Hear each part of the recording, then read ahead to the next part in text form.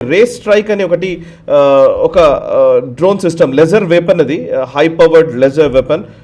దీన్ని కూడా సక్సెస్ఫుల్గా టెస్ట్ చేశారని తెలుస్తోంది.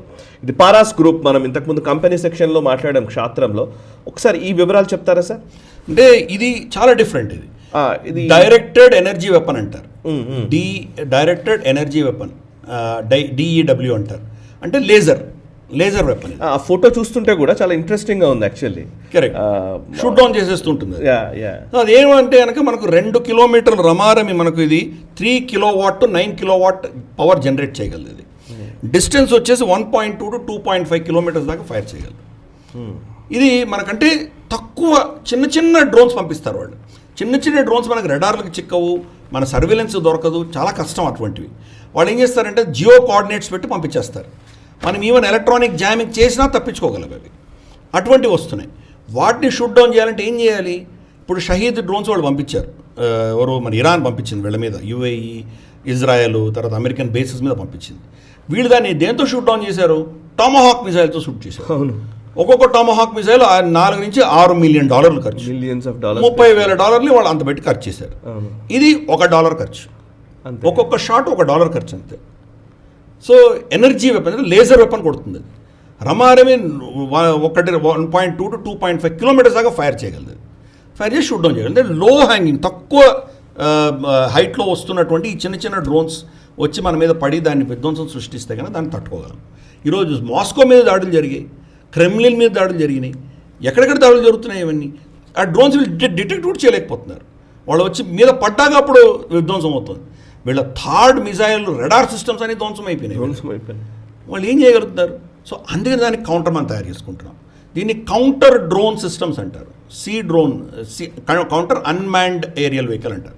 CUAV అంటే కౌంటర్ అన్మాన్డ్ వెహికల్. అండ్ దీనికి కౌంటర్గా తయారు చేస్తున్నాం. ఇది ఎనర్జీ వెపన్. అటువంటిది ఈ యొక్క పారస్ అన్న కంపెనీ తయారు చేసింది. పర్ఫెక్ట్ ప్రెసిషన్తో చేయగలిగారు వీళ్ళు. 100% ఇండిజినస్ టెక్నాలజీ, మన దేశంలో ఉన్నటువంటి టెక్నాలజీ. ప్లస్ దీనికి చూస్తే కనుక దీన్ని ఆల్రెడీ మనం క్లియరెన్స్ వచ్చేసింది మినిస్ట్రీ నుంచి. 2027లో దీన్ని ఇండక్ట్ చేయబోతున్నారు. అంటే దీని అఫ్కోర్స్ ఫైనల్ ప్రొడక్షన్ లైన్ ఇప్పుడు స్టార్ట్ అవుతుంది. దాని క్వాలిటీ క్లియరెన్స్ అయ్యి దాన్ని చేయబోతున్నారు. దీంట్లో ఎలక్ట్రో ఆప్టికల్ ట్రాకింగ్ దీంట్లో పెట్టారు. దీనివల్ల ఏమవుతుందంటే పొద్దున రాత్రి 2 కూడా డిటెక్ట్ చేయగలరు. ఇన్ఫ్యాక్ట్ వీళ్ళ టెస్టింగ్లో వీళ్ళు రాత్రి కూడా డిటెక్ట్ చేసి చూపించారు. రాత్రిపూట కూడా దీన్ని ఎలా ఫైర్ చేయగలము, ఎలా మనం టేక్ డౌన్ చేయగలం అనేది వాళ్ళు ప్రూవ్ చేయగలిగారు. ఎందుకంటే ఆకాశంలో తిరుగుతున్నది వాడు లైట్ ఉంటే మనం లైట్తో డిటెక్ట్ చేయొచ్చు, లైట్ లేకపోతే ఎలా డిటెక్ట్ చేస్తాం మనం? దాన్ని కూడా ట్రాక్ చేసి కొట్టగలిగినటువంటి కెపాసిటీ వీళ్ళు చేశారు. All weather proof. ఎటువంటి వర్షం వచ్చినా, గాలి వచ్చినా, మబ్బులున్నా, గాలి దుమారం ఉన్నా ఇది ఫైర్ చేయగలదు. ఎందుకంటే లేజర్ వెపన్ కదా, డైరెక్ట్గా కొట్టేయగలదు కదా. అది దీంట్లో ఉన్నటువంటి అడ్వాంటేజ్. సో మనం చూస్తే కనుక మన ప్రైవేట్ రంగ సంస్థలు ఎటువంటి అద్భుతాలు సృష్టిస్తున్నారు. నిజంగా దీన్ని అసలు మనం అందరూ సెలబ్రేట్ చేయవలసినటువంటి అంశాలన్నీ కూడా అసలు మీడియాలో దీని గురించి ఎవరు చర్చించరు. మనం అందరూ ఎంత గర్వించదగ్గటువంటి పరిణామాలు ఇవన్నీ. మనం అమెరికానే చాలా గొప్ప టెక్నాలజీ, ఇజ్రాయెల్ చాలా గొప్ప టెక్నాలజీ, అరే పాకిస్తాన్ దగ్గర ఆ అస్త్రం ఉందంట, ఈ అస్త్రం ఉందంట, చైనా ఇచ్చిందంట, మన పరిస్థితి ఏంటి?